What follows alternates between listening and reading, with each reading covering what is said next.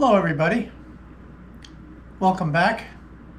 If you're new, thanks for coming by and checking out my web channel and YouTube channel, I should say. Anyway, today I am going to install Rosette. Just got done running this through the CNC. I used to do my rosettes with the hand jig and everything like that, but it got to my back a little bit. I'm getting a little older, so I bought myself a CNC. So there's certain aspects of what I do for guitars I programmed into my CNC. But what we're going to do first, the CNC cuts a little tab, and I'm going to cut the tab with an X-Acto and knock out the center. And then we have that. Now I got to clean this out, and I'll go through that here in a second.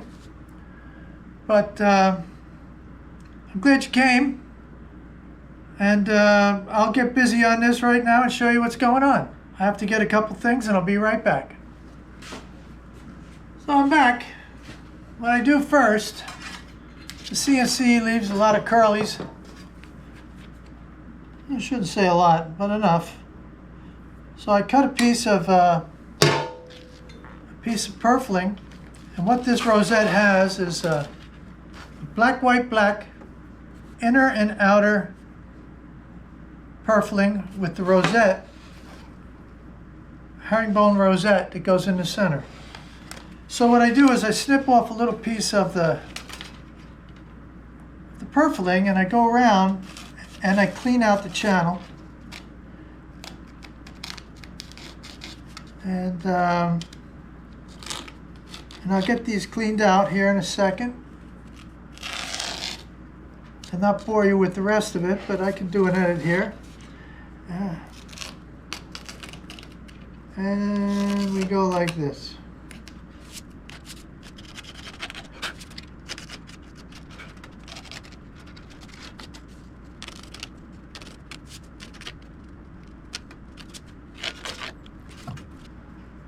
Okay, well, I'm getting there where I got it pretty cleaned out.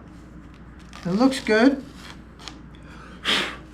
This is a nice piece of Adirondack spruce. It's a little extra heavy because I do a finished sand in my sander with it after I get the rosettes in. But next I would take a piece of purfling and see how she goes. And I walk it around. Seems to be going in pretty good.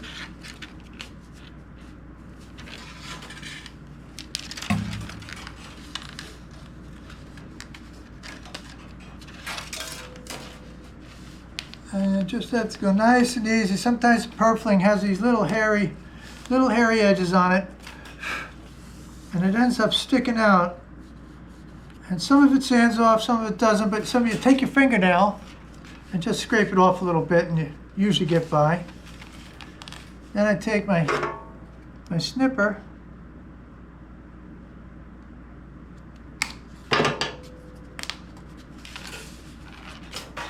oh, lost that one. Then I take a dowel, push it all down, right, make sure it's all the way in place.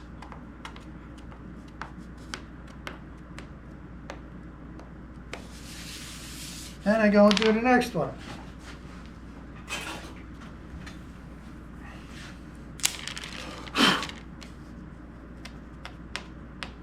I don't know if you can see that, but there's a little black piece of purfling there that sticks up. And you have to get it out of there a little bit or you're going to see it. But you can take your fingernail, and this seems to help a lot. Just clean it. Some people do it with a razor, a straight razor. But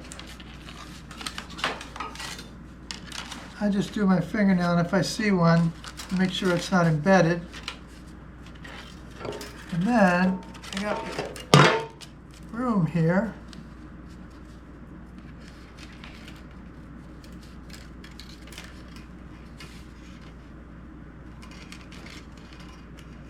Whoops.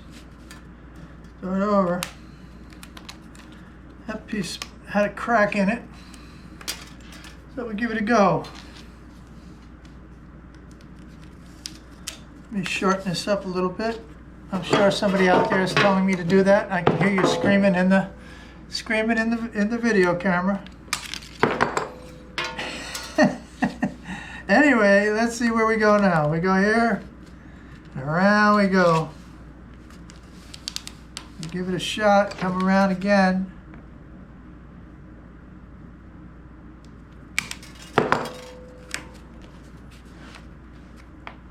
Push it down. Now, I don't know if you can see this, but here's some of that black fuzz that just came off. Thought I had it all off. But I just do a little scrape here and I get rid of it before I squeeze it in and into place so you don't have to see it. There we go. Okie doke. We'll sand the rest of that. So it continues pressing it in. Make sure it's all in. And then I make sure there's no junk in the rosette channel. Looks good. Excuse me. This rosette's got a split. In case you have a different radius, you can split it and spread it out and make it for different radiuses. But you have to be careful, it can crack. And I've done it a few times. And I start the bottom and then walk it around and it'll go in. Now sometimes the channel is cut, these things are made a little bit irregular and you have to find your fat spots. It's fat right here, so what I will do is pull this up and scrape this with a razor. And there's a little bit of fat here.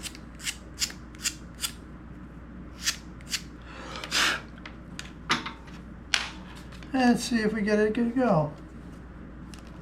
So I try to make the channels very tight so they don't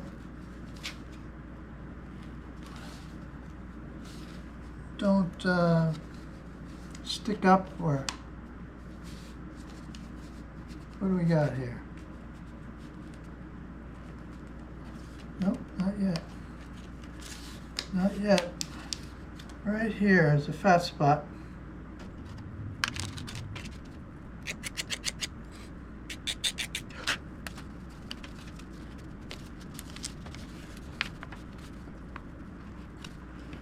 And then we push it down like we did with the purfling.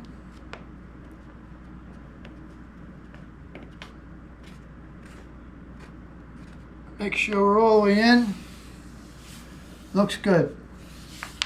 That's how I do it. Now what I'll do is I'll put thin crazy glue, and I'll crazy glue it. I've done it with yellow glue, you know, tight bond, but what I found is that the tight bond will swell the wood around, so I use, instead of using that and dealing with the swelling and the shrinkage, I use the crazy glue because it seems to keep the joint nice and tight. But that's how we do it.